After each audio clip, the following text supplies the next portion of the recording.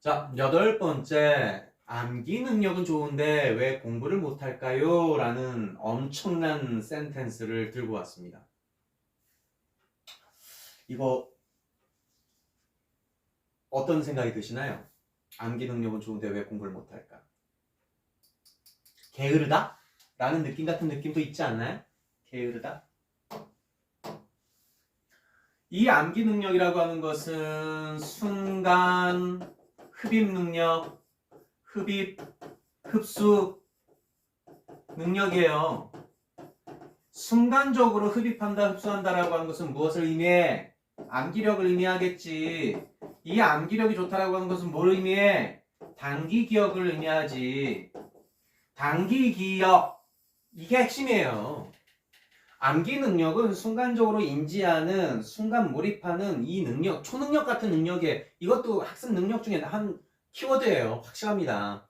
그래서 이 암기 능력이 좋은 거는 장점이에요.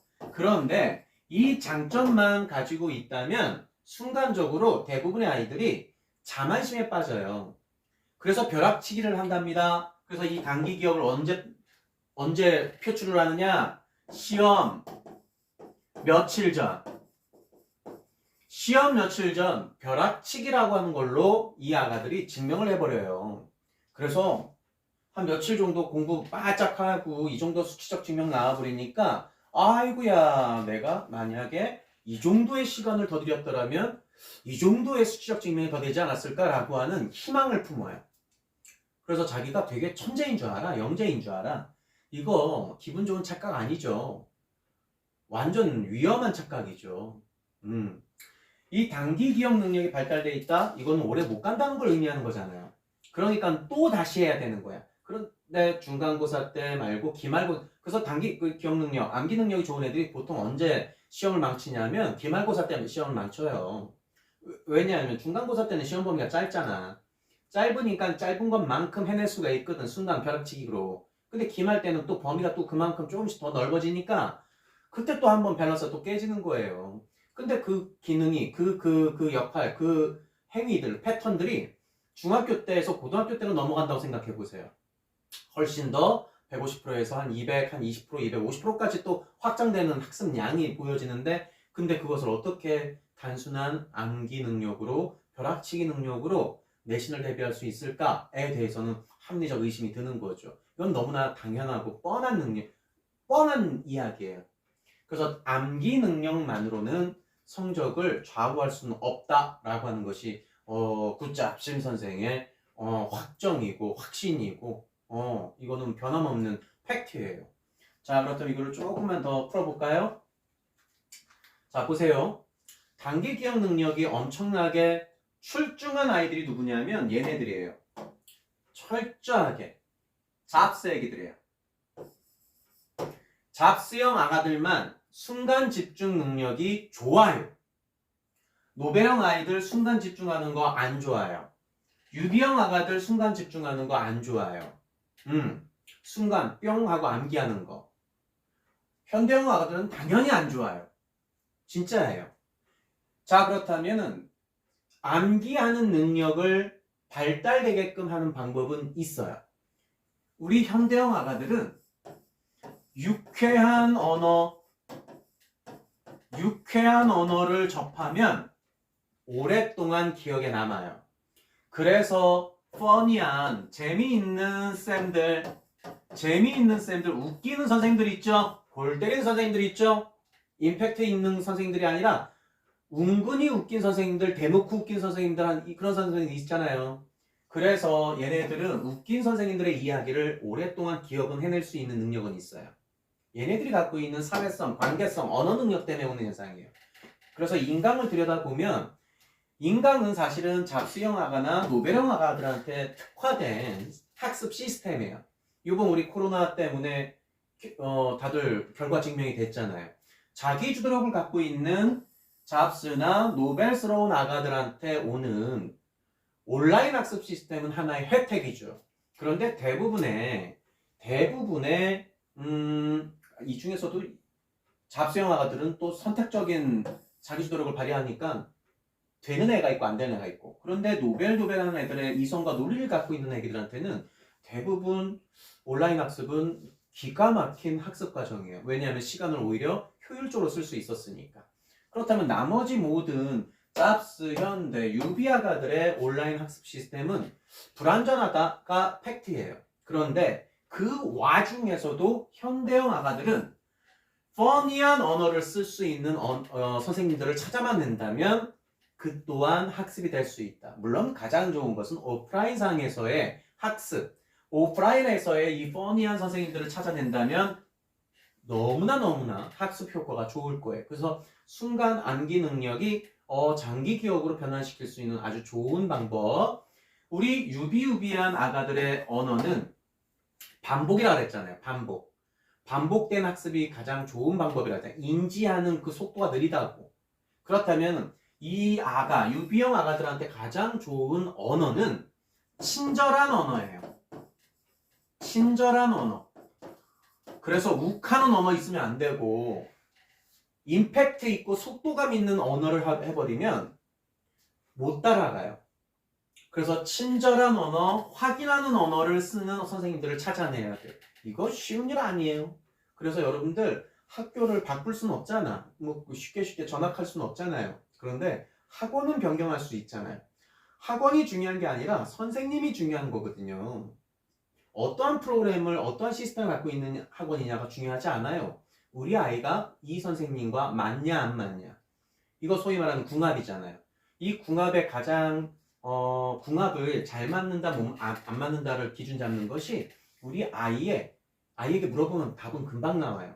이 선생님하고의 수업할 때 어떠니? 라는 이 질문만 해보면은 단박에 답이 나와요. 그래서 이 선생님 되게 괜찮아, 좋아 라는 표현하면 이 아이는 지금 그 선생님의 이야기가 들리는 거예요. 이해되셨습니다? 자, 우리 잡수형 아가들은요. 잡수형 아가들은 무슨 언어를 쓰냐면 임팩트 있고 속도감 있고 결과 중심적이고 이러한 언어를 쓰는 선생님들을 만나면 딱이에요. 딱 저 같은 사람들이에요. 제가 잡스 하잖아요. 그래서 제가 표현이 조금은 빠른 거예요. 지금 제가 이 강의 때문에 제가 이 정도의 패턴으로 표현을 하지 사실은 상당히 임팩트 있고 상당히 속도감 있는 강의를 주로 하는 사람이잖아요. 그런 와중에 제가 조금 더 다른 사람들에 비해서 특화된 거는 조금 더 쉽게 표현할 수 있는 능력을 갖고 있는 것뿐이에요. 그래서 빠르지만 따라오게끔 하는 것이 제 강의의 어떤 핵심, 컨셉, 특징 이렇게 되는 거거든요. 그래서 얘네들은 느릿느릿한 선생님들을 만나면 밸런스 왕창 깨져요. 예. 그리고 무시하는 선생님을 만나면 왕창 깨져요. 여기서 무시라고 하는 것은 그래서 친절한 선생님을 말하느냐? 아니에요. 말이 통하는 선생님이에요. 말이 통하는. 이 말이 통한다 라고 하는 거 되게 중요한 거예요. 우리 잡사가들한테. 말이 안 통하면 그냥 애나 어른이나 무시하게끔 돼 있어요. 그래서 얘네들이 이 잡수형 아가들이 싫어하는 선생님들이 생각보다 되게 많아요. 이거 꼭 참고하셔야 됩니다. 우리 노벨스러운 이 아이들은요. 이 노벨스러운 아이들은 팩트 중심적인 아이들, 지식 총량이 쌓인 아이들이잖아. 그러니까 얘네들은 수준이 있는 쌤이어야 돼요. 수준이 있는 쌤. 수준이 있다 없다는 어떤 걸 표현하죠? 얘네들이 질문을 했는데 그때 답변을 못하는 선생님이다 라고 한다면 얘네들도 그 선생님 개무시할 거예요. 즉각적인 피드백을 해줄 수 있는 선생님, 그리고 자기가 몰랐던 것조차도 캐치해내서 이런 건 이런 거야 라고 해서 로드맵을 제시해주는 선생님. 선생님들의 언어의 수준의 결이 우리 아이들의 가능성을 얼마나 한층 끌어올리느냐. 이 또한 관계 영역을 토대로 해서 그 가능성을 실력으로 업그레이드 시키는 아주 좋은 방법이랍니다. 좋은 선생님은 찾아내는 거예요. 옆집 아이가 이 학원 좋아, 이 선생님 좋아 라고 하는 그 선생님과 그 학원이 우리 아이에게는 맞지 않을 가능성이 높아요. 왜냐하면 그 집 아이의 탤런트와 우리 집 아이의 탤런트가 다르기 때문에 그렇습니다. 여러분들, 모든 학습이라고 하는 것은 동일한 과정, 동일한 교육 환경을 갖고 있지만 도달하는 그 과정은 각기 다 달라요. 각기 다 다를 수밖에 없어요. 그래서 우리 아이가 가장 기초적인 역량인 독서, 독해, 표현, 어휘, 표현 이 네 가지를 갖고 있느냐, 어느 정도 수준에 갖고 있느냐가 관건인 건 확실해요. 이 부분에서부터 이제는 환경을 하나씩 최적화시켜주는 그러한 과정, 그러한 순서 꼭 진입했으면 좋겠고, 이 부분을 우리 어른들, 특히나 우리 어머님들이 이해하고 인지 좀 했으면 좋겠어요. 그래서 저희가 현장에서 만나면 제가 때로는 이런 것도 해드리고 있잖아요. 학원 가지치기. 학원을 다니지 말라가 아니야. 학원은 다니긴 해야지. 내 실력을 확인하든 예습하라고 하든 복습을 하건. 그렇다면 나머지 시간들, 남는 시간들을 어떻게 알차게 쓰느냐가 이게 핵심이고 관건 아니겠어요? 그런데 막 이렇게 꽉꽉 차 있는 경우들이 있어. 왜? 엄마들이 답답하니까. 이거라도 했으면 하니까. 근데 현장에서 저를 만난다면 제 말을 꼭 신뢰해 주시고 믿고 따라와 주시기 바랍니다. 저를 만난다고 해서 무조건 애들이 사람 되는 건 아니에요. 빨리 변화가 되느냐, 좀 느리게 변화되느냐, 그 싸움 아니겠습니까? 왜 느리게 변화가 될까요? 왜 느리게 변화가 될까요? 기초 역량 부분이죠. 이 기초 역량 부분이 부족하다면 이 부분을 쌓아 나가는데 주안점을 두기 때문에 이 시간이 결코 짧지는 않아요.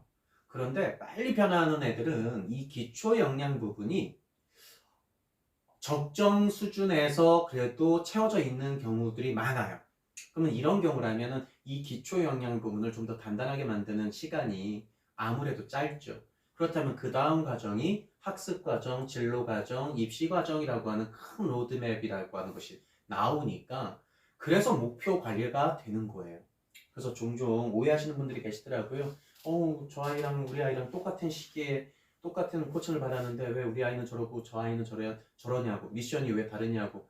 미션 다른 거 가지고도 뭐라고 컴플레인하는 경우, 오해하는 경우들이 계시더라고. 그건 오해할 지점이 아니에요. 그리고 현장에서 코칭할 때 우리 어머님들 제가 미리 얘기합니다. 저랑 한 번 만나는 경우라면 꼭 1년에 한 번씩은 만나게끔 스케줄 잡으세요. 작년에 우리 아이와 올해 우리 아이가 다르잖아요. 근데 한 번 만나고 땡 이렇게 하시는 건 우리 어머님들 아이고 조금 이거는 좀 아니죠. 네. 그리고 저랑 1년 정도를 만나는 아가들 그걸 생각하고 염두에 두고 계신 분들 계시다면 절대로 우리 아이들이 빠르게 변화하지 않는다라고 해서 어머님들 마음대로 코칭을 중단하는 그러한 행위는 하지 마세요. 지금 그 아이가 갖추고 있는 기초 영양 부분이 약해서 오는 현상이에요. 그러면 시간은 더 걸려요. 그리고 그냥 미리 얘기합니다. 늦어도 고2 때까지는 신동하는 사람하고 인연을 맺어야지 굿자 심 선생님이 우리 아이 고2 때까지는 꼭 케어 좀 해주셨으면 합니다 라는 그러한 진심을 담고 1년 코칭 신청할 때는 그런 마음으로 신청하는 거예요. 그래서 제가 너 이제 선생님 안 만나도 되겠다 라고 얘기하면은 그때 놔드릴 테니까 이런 마음으로 코칭 신청하시고 진행하시면 됩니다. 저한테도 책임이고 저한테도 사명적인 일이잖아요. 그죠? 그런데 중요한 거는 이 밸런스를 맞춰놓았다고 해서 유지가 될 수 있느냐 상승이 될 수 있느냐 이 지점이 저는 되게 중요하다고 보는 거예요. 여러분들 그러다가 또 밸런스 꺾이면 어떡할 건데 라고 하는 그 합리적 의심을 저는 지울 수가 없어요. 그래서 제가 안심이 될 때까지는 제가 좀 케어 좀 할 수 있게끔 우리 어머님들께서 협조 좀 해주세요. 만약에 저랑 인연이 맺어지는 경우라면. 아시겠죠? 네, 오늘 강의는 이쯤 마치도록 하겠습니다.